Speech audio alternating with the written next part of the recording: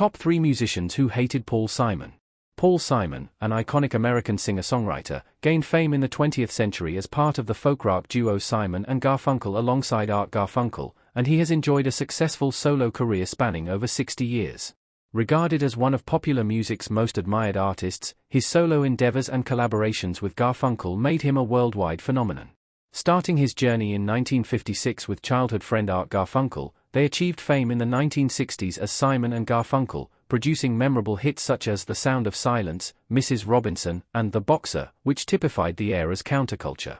Their final album featuring new material, Bridge Over Troubled Water, was released in 1970.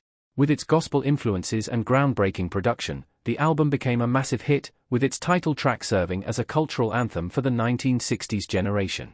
However, their partnership began to fray, leading to their split that same year. After separating from Garfunkel in 1970, Simon continued to thrive as a solo artist, exploring genres like gospel, reggae, and soul. Some of his standout tracks include Mother and Child Reunion, Me and Julio Down by the Schoolyard, and 50 Ways to Leave Your Lover. His 1986 album, Graceland, marked a pinnacle in his career and featured South African influences. Despite his innovative contributions to music and his ability to fuse different styles, not all in the industry regarded Paul Simon positively.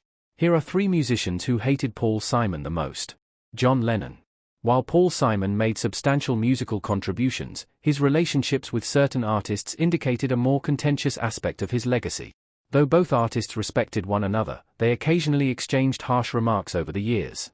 During the Beatles era, Lennon worked closely with Paul McCartney, but the latter part of the 1960s saw him crafting politically charged music, often targeting authority figures in songs like Revolution. When Lennon released Power to the People, Simon's offhand remark about it being poorly executed led to a public outburst from the ex-Beatle. Lennon frequently dismissed Simon, comparing him unfavorably to icons like Bob Dylan and Mick Jagger, even referring to him as a singing dwarf. Bob Dylan. Bob Dylan and Paul Simon are both considered significant songwriters of their generation, rising to fame in the 1960s and creating timeless music that influenced folk and rock. This led to frequent comparisons between the two, which Simon grew to detest. Initially impressed by Dylan, Simon confessed that he drew inspiration from him. However, as Simon's career progressed, he became frustrated with being consistently compared to Dylan, remarking, "I usually come in second to Dylan, and I don't like coming in second."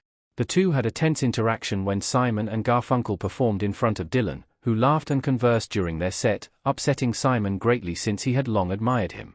They also exchanged criticism. Simon parodied Dylan's style in the song A Simple Desultory Philippic, while Dylan ridiculed Simon during a concert, although he later covered one of Simon's songs, reflecting their complicated and competitive dynamic.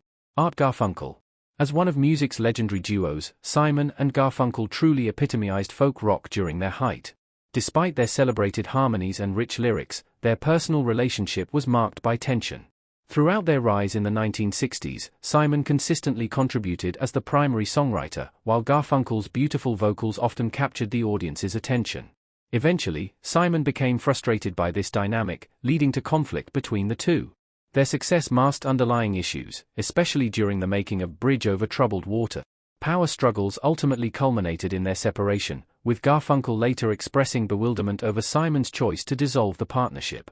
He stated, "I don't want to say anything negative about Paul Simon, but it seems strange to not appreciate the success. I would have taken a break from him, as he was becoming irritating."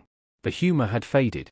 Garfunkel went as far as to label Simon an idiot for ending the duo, while Simon defended his decision, saying, "He let us all down. I was done with the drama. I couldn't place my trust in him anymore."